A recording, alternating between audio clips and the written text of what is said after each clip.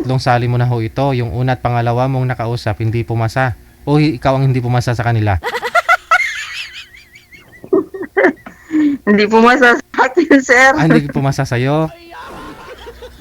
Bakit naman? Yung mga nakausap niyo po ba, wala ho doon yung hanap mo sa isang lalaki?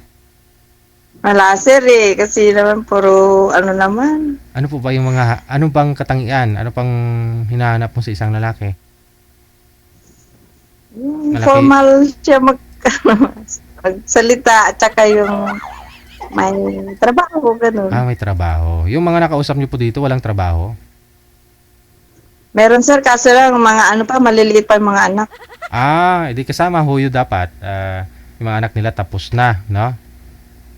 Opo. May trabaho. Gusto ko po yung ano, problema sa anak.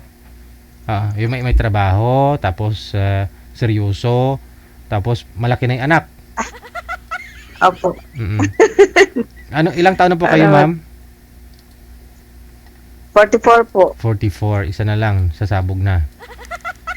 Yes, sir. Ano po, hiwalay din sa asawa?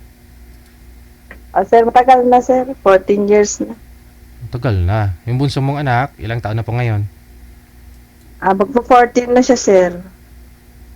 Buntis ka nung naghiwalay kayo? Hindi, sir. 1 year. 1 year, 8 months. Yung bata? Ayaw po, yung Di bunso. 12 years ka palang hiwalay pala? Hindi, kasi sir, dati na siyang maalis. Hiwalay na siya kayo? Parang sir, gusto ko kasing magkaroon pa ng anak. Kaya parang nagpabuntis ako sa kanya. Ulit. Tika lang, yung asawa mo, naghiwalay na ho kayong dalawa, tapos gusto mo lang ng magkaroon pa ho ng isang anak. Ano po yun? Parang ikaw yung nakiusap po ako sa kanya, nabuntisin niya lang ako. Arag. Ilan po anak nyo? Ilan po lahat anak nyo? 3. Kasi po yung anak ko, nag-iisa lang kasi po ako eh. Kaya nag-iisa po akong babae, 2 lang kasi kami ng kuya. Gusto ko maraming anak. 2 ako, gusto ko pa ng isa. Sabi ko sa kanya, buntisin mo ako ulit. Aragoy. Kahit yun lang. Be, buntisin mo ako, be. Ganon. Pero hiwalay na po kayo, ha? Opo. Ano po yun na... Tagal na siya. Po. Hindi, nung naghiwalay na ho kayo, siguro mahigit na 1 taon, magdadalawang taon? Hiwalay? Opo. Tapos? Opo. Tapos gusto ko pang magkaroon ng isang anak. Ayun, usap po ako sa kanya na pwede bang bigyan mo pa ako ng isang anak. Tika lang, pero ba't kayo naghiwalay? Sir, siyempre maraming babae. Nagwo-work kasi sa sa casino. So yun po dahilan na naghiwalay kayo? Ikaw po ba yung nagkipaghiwalay? Opo, umalis na po ako nung hindi niya na maiwan yung babae. Kasi nakadalawa na rin anak dun. Pero ikaw talaga yung legal, kasal po kayo? Hindi sir, wala pong legal sa amin, wala pa siyang pinakasalan. Okay. So, nag-live-in lang po pala kayo, tapos nagkaanak ka, tapos may anak na rin po siya doon sa isa.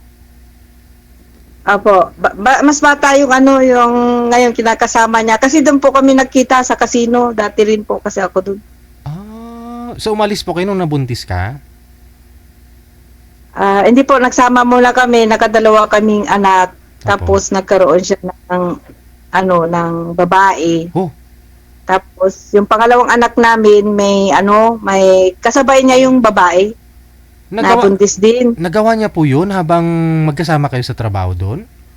Nang babae pa siya? Opo. Opo, hindi. Kasi iba kasi ang shift namin eh. Kasi minsan, 26 siya, ako, pang gabi. Ikot-ikot kasi hindi kami Sabay yung pangalawa mong anak at saka yung panganay doon sa kabila, magkaidaran? Opo, yung pangalawa. Sabay buntis kayo? Opo. Paano nangyari yun habang nasa trabaho ka? Nakikita sila? Panggabi ka, kunyari? Ang day off niya kasi sir eh, kasi ang day off niya ano eh, Friday siya, tapos ako linggo, ganun. Hindi kami nagkikita. Hmm. Pero siyempre masakit, no? Siyempre, masakit. Sir, parang ano, nung una parang nababaliw ako. Kasi hindi ko naman maano kasi okay naman ang buhay namin. Oo, oo. Kaso lang, nung sabi niya, sorry, sorry, okay, sorry. Pero nung ano, na parang buntis na naman yung babae, umalis na lang ako. Pangalawa na. Oo. Yung pangalawa na yung buntis. Ano si Tap? Pinanganak niya yung, yung panganay nila, nabuntis na naman yung babae, kaya kako, wag na lang, niloloko mo na. Oo, oo, oo. Ano nung sit up ninyo that time? Ang nangyayari, sa'yo pa rin umuwi or patuloy pa rin siyang umuwi doon sa babae? Di, stay na siya dun, sir. Doon na siya nagstay. Oo. Nung time na yun, yung time na yun, di ba? Yung time na yun na nabuntis siya na yung babae ng panganay. Tapos Opo. humingi sa'yo ng sorry. Tinanggap mo. Saan siya umuwi? Sa bahay nyo na. Sa bahay pa rin, sir. Pero nung... Nagsasama. Nagsama kayo. Pero Oo. dahil siguro may anak siya doon, pumunta siya doon, tapos may nangyayari pa rin, nabuntis niya ulit. Oo, nabuntis niya ulit. Tapos nung nalaman kong buntis siya, ako na lang po umalis kasi niloloko na lang niya ako eh. Bali, umalis na rin po kayo sa trabaho. Opo, umalis na lang ako sa trabaho. Tapos, nag-business ako. Oo. Pero, Eh, ma'am, di ba, magkasama ho kayo ng trabaho ng babae na yon? Magkasama kayo, tatlo kayo, nagkikita-kita kayo doon sa trabaho? hindi sir, ano siya eh, waitress Sa kantin ninyo? sa casino po, sa casino. Doon sa gaming kasi may ano naman doon. Yung sa hotel sila nagtatrabaho. Mm. Eh, siyempre, yung mga babae doon, magaganda. Yung mga waitress doon. Oo.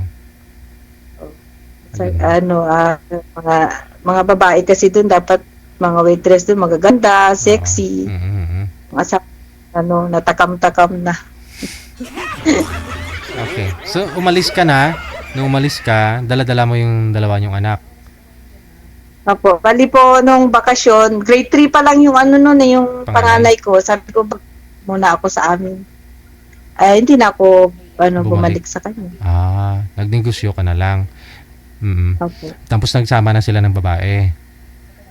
Oo, yun ang gusto niya eh. Tapos, sama sila na walang problema. Tapos tuloy-tuloy yung komunikasyon ninyong dalawa. Tapos pinili... Hindi sir, di na kami nag-uusap. Kaso lang parang sabi ko kulang yung anak ko. Oh. Okay. So, tapos, anong ginawa mo? Tinuntak mo pa rin? Kulang yung anak ko. Ano kaya? Tapos yun, ayun, kinausap ko siya na sana bigyan niya pa rin ako ng isang anak. Kasi ayoko naman may anak ko kung iba ang tatay. Gusto ko sa tatay lang.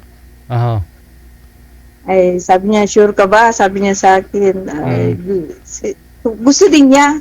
Tapos yun, bali, tumawag. lang kami ng 2 beses. Nakita lang kayo 2 beses? Opo. Oo. Kabuo. Pero alam ng babae na yon. Yung kinakasama niya, alam ng kinakasama niya? Ay, hindi na sir kasi baka mag-aaway pa sila. Ayoko rin ng Ngayon siguro nanonood din po yun eh. Nalaman na. Malas sir. Tapos na. Bali sir, bago kami magsama, patingin muna ako sa doktor kung ano yung dapat kong gawin para mabilis mabuntis. At ngayon, yung pangatlo mong anak, 14 years old na. Apo. Yung panganay mo, ilang taon na yung panganay? Running 22 na, sir. Wala pa akong asawa. Wala, sir. Kakatapos pala ng kolehiyo. At least nagsusupport yung lalaki, ha? Nagsusupport siya. Oo, nagsusupport siya. Sa 14 years, hindi na ho kayo nag-asawa ulit? Hindi na, sir. Boyfriend lang. Video ko sa video call lang, sir, ay sa Facebook. Okay. So, Akong tinaray mo Ngayon, dito gusto sa ko programa natin. Oo. Ha? Tinaray mo sa programa natin, pangatlong sali mo na sana ito. No? Apo, pangatlo na, sir, meron na. Pag meron, hindi na ako sasali. Wala pa siya Oo. Yun na lang po, ma'am. Standby lang po kayo, ha. Pag meron ho kaming mahanap, 44 po kayo, no? Sir, Dapat ho may trabaho. Medyo formal naman, no?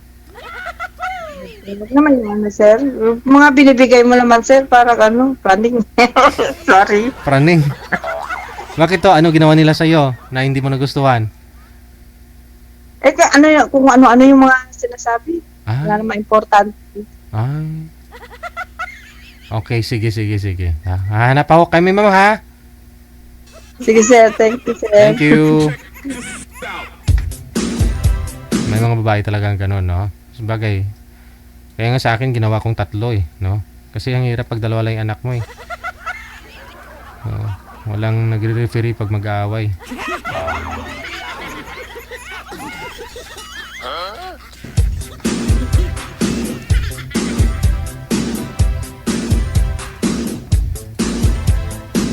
Okay na rin yun. At least isa lang yung tatay, di ba? Kaysa naman ho iba-iba tatay ng anak niya.